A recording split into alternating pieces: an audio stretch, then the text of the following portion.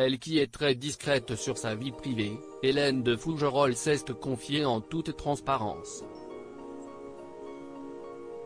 Dans les colonnes de Paris Match en kiosque le 18 février dernier, l'actrice avait fait des confidences intimes sur son enfance, qui fut douloureuse. Après le divorce de ses parents lorsqu'elle avait 3 ans, Hélène de Fougerolles a dû faire face à de nombreux déménagements, des changements constants d'école ainsi que de nouveaux beaux-parents. C'est finalement à l'âge de 16 ans qu'elle a trouvé sa voie en décidant de devenir actrice. Après ses premiers rôles, la jeune comédienne qu'elle était a dû affronter des périodes d'anorexie et de boulimie, des harceleurs pendant ses castings, une tentative de suicide et un passage en hôpital psychiatrique. Cette éprouvante période de sa vie, Hélène de Fougerolles est revenue dessus au micro d'Europe 1, ce samedi 20 février. La comédienne était l'invitée d'Isabelle Morizet, pour son émission Il n'y a pas qu'une vie dans la vie.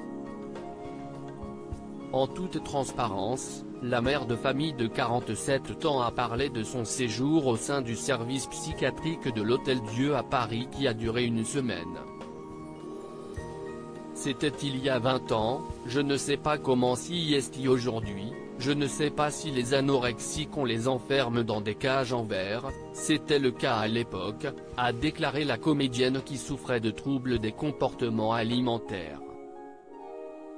Soi-disant ça allait peut-être les aider à avoir envie de continuer à vivre et de se nourrir, ça ne marchait pas beaucoup, a-t-elle ajouté.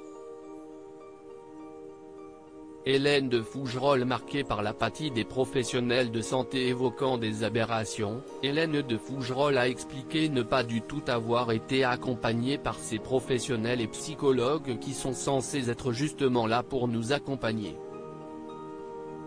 Et de poursuivre, je n'ai vu aucune empathie et aucune bienveillance dans ces personnes, et j'en ai vu beaucoup.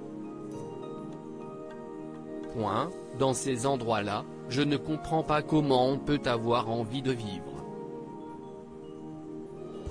À l'époque, la jeune comédienne avait aussi été mise sous médicaments, comme elle le raconte, j'étais bourrée de cachets et je voyais toutes ces personnes, aucune souriante, et qui décidaient de me garder enfermée parce que je pouvais être un danger pour moi-même, a-t-elle conclu. Son histoire, Hélène de Fougerolles la raconte dans son livre T'inquiète pas, maman, ça va aller, à paraître le 24 février prochain.